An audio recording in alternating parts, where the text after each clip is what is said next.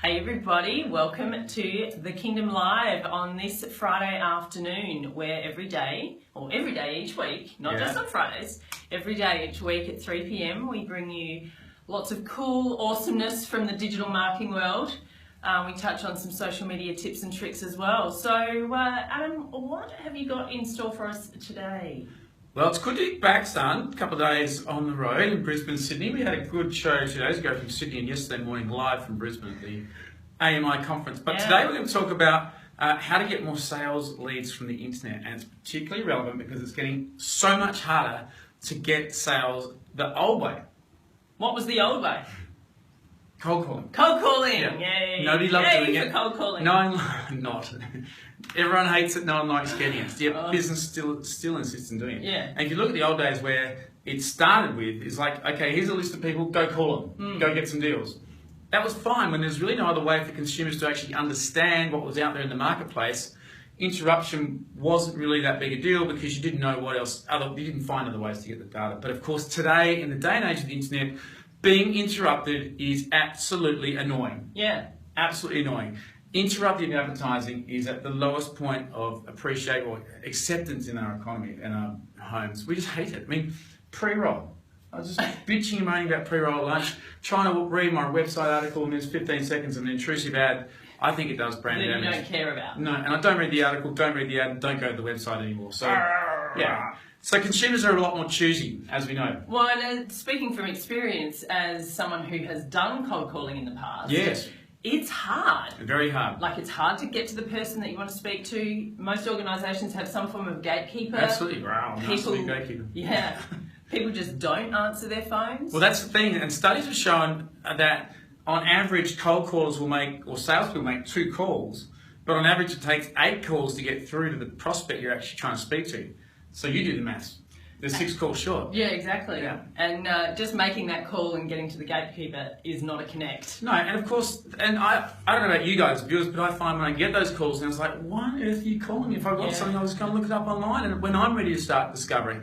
So this is the challenge that salespeople have got, is it's vastly different. All right, so let's look at 4 easy ways. There's the problem. 4 things to fix the problem. Okay. Yeah, 4 ways to fix it. Well, first of all, a hidden gem is Twitter. The Twitter bio shows an awful lot about a person, and it's a thing which you can get access to very easily. You can go and search, harvest, look for things, keywords, but also there's no better way to get some rapport built with the customer by actually just going following and looking at their Twitter stream and actually engaging with them on Twitter.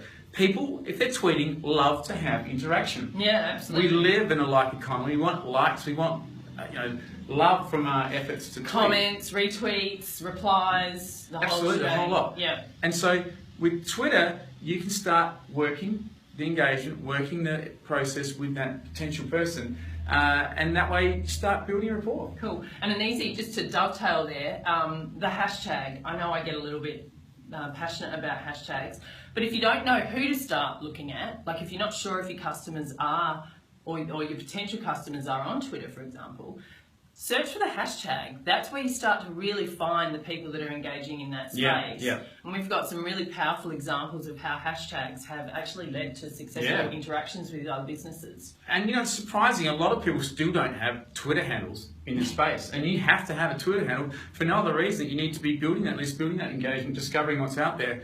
Because it is changing. Absolutely. Sales is not the place it was 10 years ago. And if you're going to continue to use 10 years ago methods, then you're in big trouble. Especially when you consider, like, I only woke up the other day and thought, 2020 is only 4 years away, which means we can start using 2020 hindsight jokes right now.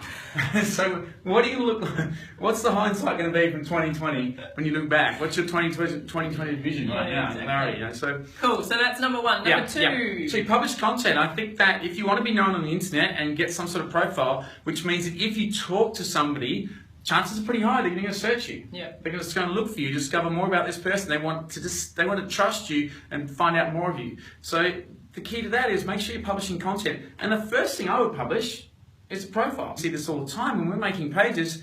on customer sites, we're seeing the second most hit page is after the homepage, the team pages, squad pages. Squad pages. Girl squad, boy squad. The squad pages, exactly. So you've got to have your page, and you've got to have a great looking photo, and make sure you're talking about all the ways that you help your customer. Not just how great you are. Yeah, exactly. It's how you help the customer. It's what you know, what you've learned in the past, and how you bring that to today's equation, and how that helps your customer. And if you're a salesperson working for an organisation who has an ordinary team page, go to them with a recommendation. Hey guys, I think we can improve this. Because, and when you see the team page, and we use HubSpot, which is a fantastic tool. HubSpot allows us to see which of our subscribers is looking at pages when they do. And so we see it all the time. We'll have a sales call, we'll have a conversation with somebody. Next thing you know, they're on our team pages checking us out. And that's an indicator to us that they're actually legitimately interested in what they're doing. Yeah, very good. And so, and it's sad to see a lot of people that don't have team pages. Exactly. Yeah. And again, if you are working for an organisation and you're not the owner of your business, there are lots of other ways that you can be publishing content. It doesn't have to be on your website. Yep. So we've got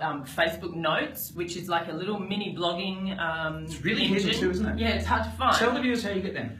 Oh, well, if you're on your desktop, it's on the left-hand side. It all depends on how you've got your things set up. You can put notes into that bar. Yeah, you can. So it's effectively underneath the picture, isn't it? It's an app within Facebook, so you maybe search it. We should have a whiteboard.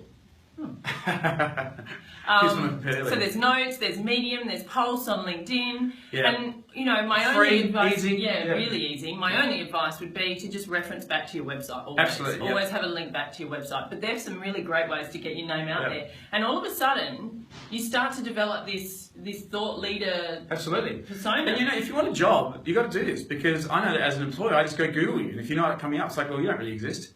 And so you've got to have something out there. You've got to publish and have opinions, have thoughts, show off what you know. Well, and that's what a blog is good for, isn't it? Yeah. Getting your opinion out there. Okay, number 3. Answer customers' questions. We have touched on this a little. We talk about it a lot, okay? We do. Because at the end of the day, answering customers' questions. Now, if you think, and it sounds a bit ambiguous, because in the old days, when you spoke to people, they typically come to you, and it was up to you to how well you gave them the information and how well you sold them.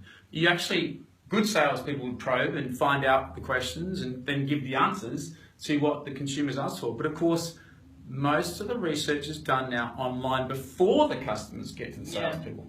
It's marketing's job to create the answers to the questions. Previously, salespeople did it, but now it's marketing's job. And this has changed because a lot of marketing people don't really know what sales do. No. And so part of this important process is to have your marketing team sit down with your sales team and at least chat to each other and discover what sales is getting as a question. But then, of course, to answer those questions, old days it was voice, today it's the web. Okay, so you need to be answering your customers' questions with web pages. And this is where you will start to build trust with your consumers, because if you don't give the answer to that question on your website, where are they going to get it from? Someone else's website. Google it. They'll Google it to find some from someone else's website. So be the business that actually gets the answers out there to your customers. So how do you get more sales leads? Well, you can get the customers ringing you after they've done the research off your website if you're the one providing the information that is trustworthy, if you're the one that's providing value to them, if you're the one that's actually adding to the process, you're the one that's more likely to get the call and have the lead come to you. You often touch on providing the answers to people's questions that they don't actually even have yet. Yeah. So posing the question to the customer. Yeah, a lot of businesses actually have a really cool product and service, and as a result, sometimes a lot of consumers don't really know they even need the actual product. And so as a result, you need to be publishing stories that are going to touch base with your persona, touch base with the consumers out there, and touch base with the potential prospects in a way which is going to engage them, but results in the answer to a question they never perhaps had. Yeah. And that's where social media comes into it too, because that enables you to then push that idea out there, and so the consumer might not have thought of it yet, they see it on social media, click back to the website, and so begins the journey. Yeah, and it's incredible to think that a lot of people still with social media, Facebook is now almost 10 years old. It may even be 10 years old, come to think, well, it's probably 2002, so it's 14 years old. So these platforms have been around for a long time. There are a lot of people that are late adopting. And Facebook's got a lot of good press, bad press, and we've spoken about this a couple of times in the last few days with our trip around the Eastern Seaboard. We think that Facebook is going to be a bigger a massive. bigger play than it has been yet. Yep. And, you know, that's a whole other episode. Perhaps we can touch on the things that we think are going to make that. Yeah, I predict Facebook will double in price and share price over the next 12 months and have bet my stock market on that. Yeah, I think it's a huge platform.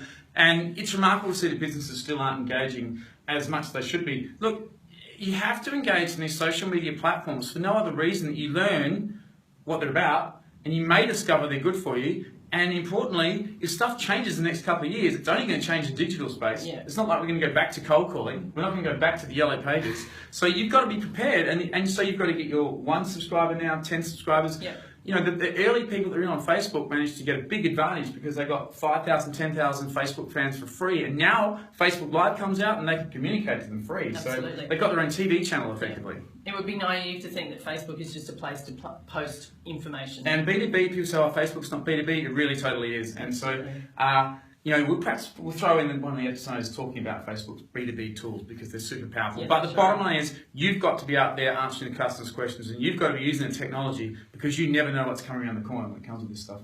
Good stuff. One last tip before we go. What have you got? Well, at the end of the day, I'm going to talk about ROE. ROE? Yeah. Excellent. So everyone talks about ROI.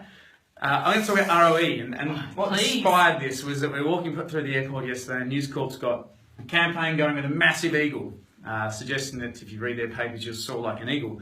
Now, I'm not here to debate that fact, because I think you can debate that for a long time. But what I'm going to say, it did make us think about what's your return on eagle? Yeah, what is the return on What's the return on eagle? And I've subsequently had the day to think about it, and I'm going to tell you what I think the return on eagle is that return on investment is something which everyone is so focused on, and from time to time, they get very scared about making any investment. So return on eagle is the investment you make to soar like an eagle, to be part of the group that are actually up there high flying. Now to do that, you've got to take a risk. Okay, so what's your return on eagle? Let's say what's your return on risk? And you've got to actually venture into the brave new world, break out of the mold of what you've always done, and learn how to fly high like an eagle. So that's the ROE today. Yeah? That's very the tip nice. of the day. Yeah. Almost a little bit motivational for a Friday there. Inspiration content today, Zahn. That's what we're talking about. And now what's app of the day? Talk us through it. App of the day. App of the day. Yep. I'm going with the CRM, the sales side of HubSpot. HubSpot free CRM. Free. I like it. Yeah. So customer relationship management, a very important part to most businesses. Yeah. I'd struggle to find one, I reckon, that didn't actually need... But it's time to banish the spreadsheet. Yes. Listen up, if you're on spreadsheets, get rid of Excel. Its time has passed. It's so 80s.